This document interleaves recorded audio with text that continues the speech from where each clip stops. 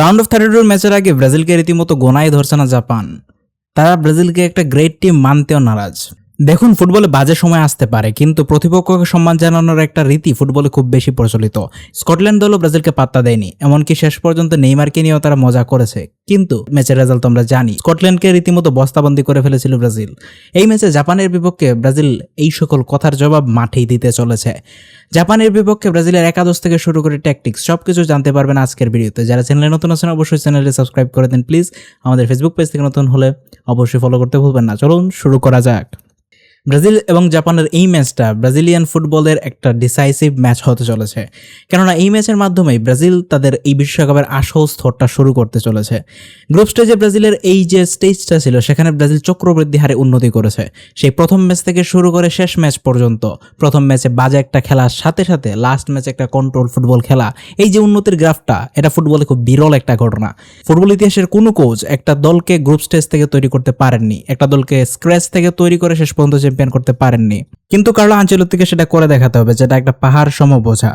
প্রথমবারের মতো ব্রাজিল তাদের একাদশে পরিবর্তন আনছে না। জাপানের বিপক্ষে লাস্ট ম্যাচে যে একাদশ ছিল, সেই একাদশ নিয়ে ব্রাজিল খেলতে চলেছে। সেক্ষেত্রে ব্রাজিল গোলকিপার হিসেবে অ্যালিসন থাকবেন, চারজন ডিফেন্ডার হিসেবে মার্কিনোস, গ্যাব্রিয়াল, ডগলাস সান্তোস এবং দানিলো কন্টিনিউ করতে চলেছেন। ব্রাজিলের মিডফিল্ডে আমরা পাকেতা, ব্রুনো গিমারেজের সাথে ক্যাসেমিরোকে দেখতে পাবো এবং আক্রমণ ভাগে ভিনিসিয়াস জুনিয়র, রায়ান এবং ম্যাথিউস কুনহাকে কন্টিনিউ করতে দেখতে পাবো।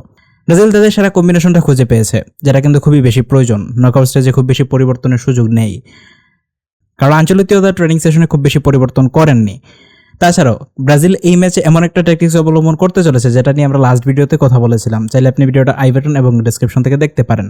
সেখানে আমরা নেদারল্যান্ডসের যে ট্যাকটিক্সটা, সেটা নিয়ে কথা বলেছিলাম। জাপানের বিপক্ষে নেদারল্যান্ডস সেই ট্যাকটিক্স অবলম্বন করেও খুব ভালো একটা সাফল্য পেয়েছে। এখন কিন্তু ব্রাজিলের যে ট্রেনিং সেশন হয়, সেটার মাত্র 15 মিনিট প্রেসকে অ্যালাউ করা হয়। আর সেই 15 মিনিটের মধ্যে ব্রাজিল 5-4-1 এই স্টাইলটাকে কিন্তু ট্রাই করেছে। ব্রাজিল যখন পেছনে নেমে আসবে, যখন তাদের কাছে বল পজিশন থাকবে না, তখন তারা 5 জন ডিফেন্ডারের মতো বিহেভ করবে, যেখানে দানিলো, মার্কিনোস এবং গ্যাব্রিয়াল 3 জন সেন্টার ব্যাকের মতো খেলবেন। রায়ান এবং ডগলাস সান্তোস উইং ব্যাকের মতো অপারেট করবেন। ব্রাজিল মিডফিল্ডকে ওভারলোড করার চেষ্টা করবে, সেখানে একটা ডায়মন্ড ফরমেশন তৈরির চেষ্টা করবে, যেখানে ক্যাসেমিরো, পাকেতা এবং ব্রুনোর সাথে কুনহার পিছনে নেমে আসবেন। সেক্ষেত্রে ভিনিসিয়াস অনেক বেশি ফ্রি রোল পেয়ে যাবে এবং সে ভিতরে কাট ইন করে স্ট্রাইকারের মতো বিহেভ করতে পারবে। সো এই ম্যাচের এই বেসিক ট্যাকটিক্স সম্পর্কে জানা গেছে, কিন্তু অন দ্য বল ব্রাজিল কিরকম খেলবে এটা নিয়ে খুব বেশি ধারণা পাওয়া যায়নি। প্রবাবলি লাস্ট ম্যাচের মতো ব্রাজিল এই ম্যাচও সেই ধরনের ফুটবলে খেলতে চলেছে, লং বল বেস ফুটবল খেলবে। তারা তাদের অ্যাটাকিং ঝাঁজটাকে ধরে রাখতে চাইবে। জাপানের বিপক্ষে ব্রাজিলের হেড টু হেডের রেকর্ডটাও কিন্তু খুবই ভালো। 14 ম্যাচে ব্রাজিল 11টা ম্যাচ জিততে পেরেছে, 2টা ম্যাচ ড্র হয়েছে এবং একটা ম্যাচ তারা হেরেছে। সেই অক্টোবর 2025-এর সেই ম্যাচটার কথা অবশ্যই মনে আছে, যেখানে ব্রাজিল 2-0 গোলে লিড পেয়েছিল, কিন্তু শেষ পর্যন্ত ফাব্রিজিও ব্রুনোর 2টো মিস্টেক এবং হুগো সুজের একটি মিস্টেকে ব্রাজিল ম্যাচটা হেরে যায়। এর আগে বিশ্বকাপের সর্বশেষ 2006 সালে এই দুই দল মুখোমুখি হয়েছিল, সেখানে সেই আইকনিক দলের বিপক্ষে জাপান 4-1 গোলে উড়ে যায়। জাপানের বিপক্ষে এই ম্যাচে ব্রাজিলের কি প্লেয়ার হতে চলেছেন ভিনিসিয়াস জুনিয়র। তার একটা হ্যাট্রিক খুবই বেশি প্রয়োজন।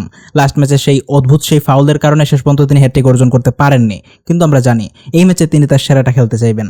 ব্রাজিলের প্লেয়াররা প্রেস কনফারেন্সে জাপানের যে আক্রমণগুলো সহ্য করেছেন, তার জবাবটা মাঠে দিতে চাইবেন এই ম্যাচে। তাই ব্রাজিলের কাছ থেকে ইন্টেন্সিটি আমরা আশা করি। অনেকে প্রেডিকশন করেছেন ব্রাজিল এই ম্যাচ হারতে চলেছে, বড় বড় বিশেষজ্ঞরা সেই প্রেডিকশনে যুক্ত হয়েছেন, কিন্তু এটা অনেক বেশি আনরিয়ালিস্টিক। ব্রাজিলের যে পারফরমেন্স, তার একটা ভালো ব্যবধানে জিতবে বলে আশা করছি, বিকজ চক্রবৃদ্ধি হারে যদি ব্রাজিলের পারফরমেন্স ভালো হতে থাকে, তাহলে এর প্রমাণ তাদের নকআউটের প্রথম ম্যাচে দিতে হবে। এই ম্যাচে আরেকটা দুর্দান্ত ম্যাচ খেলতে চলেছেন রায়ান। এই প্লেয়ারটার উপর কিন্তু ভরসা অনেক বেশি। আর সবচেয়ে বড় কথা, এই ম্যাচের সবচেয়ে বড় এক্সপেক্টরদের একজন হতে পারেন নেইমার জুনিয়র।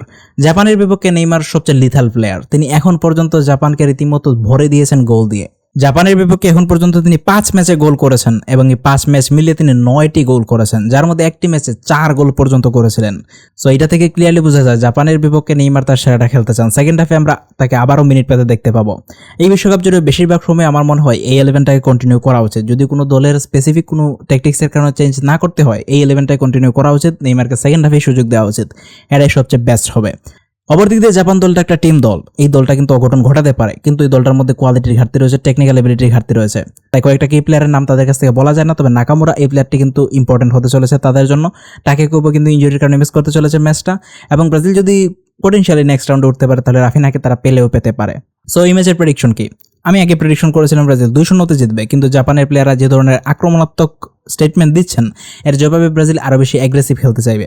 প্রবাবলি ব্রাজিল এই ম্যাচটা 3-0 গোলে জিততে পারে, আর আমরা ভিনিসিয়াসের একটা হ্যাট্রিকও দেখতে পেতে পারি। যদি শেষ পর্যন্ত হ্যাট্রিক না হয় তাহলে আরেকটা গোল হয়তো কুনহা করবেন, না হলে সেকেন্ড হাফে নেইমার কিংবা রায়ানকে আমরা দেখতে পেতে পারি গোল করতে। এই ম্যাচে অ্যাটলিস্ট এনরিককে আরেকটু সুযোগ দেওয়া উচিত, বিকজ এই প্লেয়ারটা একদমই ম্যাচ টাইম পাচ্ছে না। এনরিক কিন্তু একজন ইম্পর্টেন্ট প্লেয়ার, বড় বড় ম্যাচে সাবস্টিটিউট হিসেবে কিন্তু সে গোল করতে পারে। সো আপনার যে প্রেডিকশন সেটা কমেন্টে জানিয়ে দিন। এর পরবর্তীতে কোন টপিকের উপর দেখছেন সেটা কমেন্টে জানাতে ভুলবেন না। Thank you for watching this video.